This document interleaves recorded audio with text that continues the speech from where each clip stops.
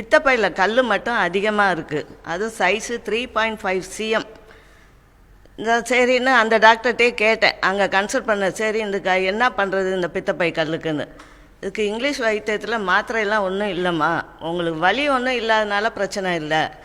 வலி எதுவும் வந்துட்டால் பித்தப்பையை நீங்கள் எடுத்து தான் ஆகணும், வேறு ஒன்றும் வலி இல்லை அப்படின்ட்டாங்க. என்னடா அது இப்படி சொல்லிட்டாங்களேன்ட்டு நான் யோசனை பண்ணேன். அப்புறம் என் ஃப்ரெண்டு ஒருத்தவங்க சொன்னாங்க, இங்கே அரும்பாக்கத்தில் அரசு யோகா இயற்கை மருத்துவமனைன்னு ஒன்று இருக்குது, அங்கே போய் கன்சல்ட் பண்ணுங்கன்னு. சரின்னு நானும் இங்கே வந்து டாக்டரை பார்த்தோன்னே என்னை அட்மிட் போடுங்கன்னாங்க. சரின்னு அட்மிட் போட்டேன். காலையில் வந்தோடனே ஃபஸ்ட்டு இங்கே 5:30 to 6 யோகான்னு ஒரு பயிற்சி கொடுக்குறாங்க. யோகாசனம் எல்லாம் சொல்லி கொடுக்குறாங்க. அப்புறம் 7 மணிக்கெலாம் ஒரு ஜூஸ் கொடுக்குறாங்க. நம்ம அந்த ஜூஸ்லாம் வீட்டில் கூட குடிச்சிருக்க மாட்டோம், ஜூஸ் கொடுக்குறாங்க.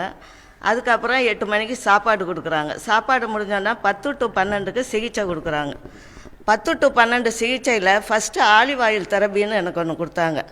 அந்த ஆலிவ் ஆயில் சாயந்தரம் ஒரு ஸ்பூனு, காலையில் ஒரு ஸ்பூன் குடிக்கணும். டயட் வந்து ஆப்பிள் மட்டும்தான், பைனாப்பிள் வேணால் சாப்பிட்டுக்கலாம். நாங்கள் லெமன் ஜூஸில் புதினாவும் இஞ்சியும் இடித்து போட்டு கலந்து அதுவும் 1.5 லிட்டர் கலக்கி வச்சு தினமும் குடிங்கன்னாங்க. சரின்னு அந்த ட்ரீட்மெண்ட்டை நான் 5 நாள் எடுத்தேன். 5ஆவது நாள் எனக்கு 10 தடவை டயரி ஆச்சு. 10 தடவை டயரி ஆனாலும் ஒரு 4 நாள் கழித்து என்னை போய் ஸ்கேன் பண்ண சொன்னாங்க. சரின்னு இங்கே வைஷ்ணவா காலேஜில் தான் போய் ஸ்கேன் பண்ணேன்.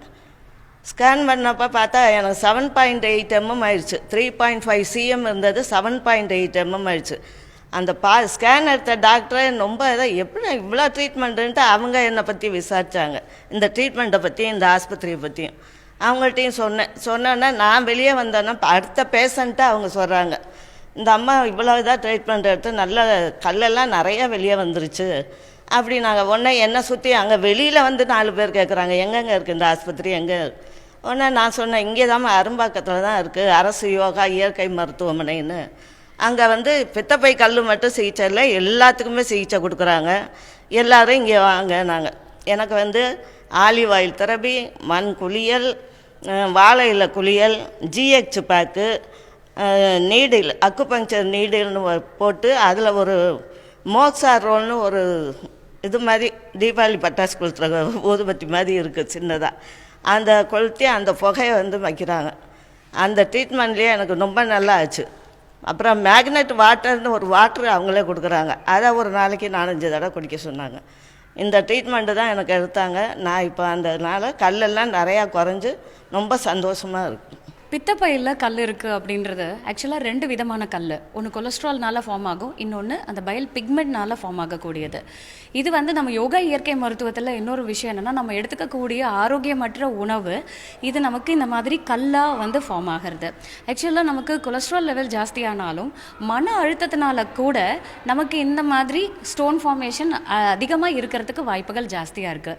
ஆயிலி ஃபுட் சாப்பிட்றது, நேரமற்ற அதாவது தூங்குகிற நேரத்தில் நம்ம வந்து அதிகமாக ஏதாவது டிவி பார்க்குறதோ, மொபைல் பார்க்குறதோ, இந்த மாதிரி வாழ்வியல் மாற்றங்கள்னாலையும் நமக்கு வந்து இந்த மாதிரி பித்தப்பையில் கல் ஏற்படுறதுக்கு வாய்ப்புகள் ஜாஸ்தியாகவே இருக்குது.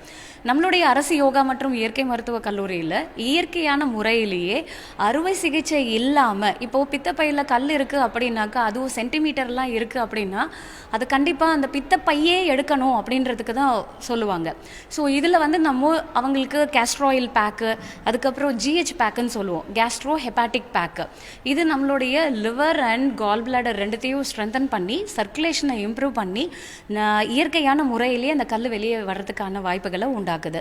இடுப்பு குளியல், மசாஜ் சிகிச்சை, அக்குபங்க்சர் சிகிச்சை, இவங்களுடைய உணவே வந்து பார்த்திங்க அப்படின்னாக்கா நம்ம அவங்களுக்கு இயற்கை உணவு தருவோம். அதில் ஒரு 5 நாளைக்கு ஆலிவ் ஆயில் தெரப்பி அப்படின்ற ஒரு தெரப்பியை வந்து நம்ம கொடுப்போம். இது வந்து அவங்க லெமன் ஜூஸ் ஆப்பிளோட சேர்த்து ஆலிவ் ஆயிலையும் சேர்த்து எடுத்துக்கும் போது அந்த அக்குபங்க்சர் மூலயமா அந்த ஸ்டோன்ஸை வந்து பிரேக் பண்ணி அது நேச்சுரல் வேலையே வந்து அவங்களுடைய மோஷன் மூலயமா அந்த கற்களை வெளியே கொண்டு வரதுக்கான சிகிச்சை முறைகள்லாம் நம்ம கொடுப்போம். தேவைப்பட்டால் அவங்களுக்கு எனிமா சிகிச்சை வந்து நம்ம ரெகுலராக கொடுக்கறது, அது இனிஷியல் ஸ்டேஜ்லேயே நம்ம ஸ்டார்ட் பண்ணிக்கலாம்.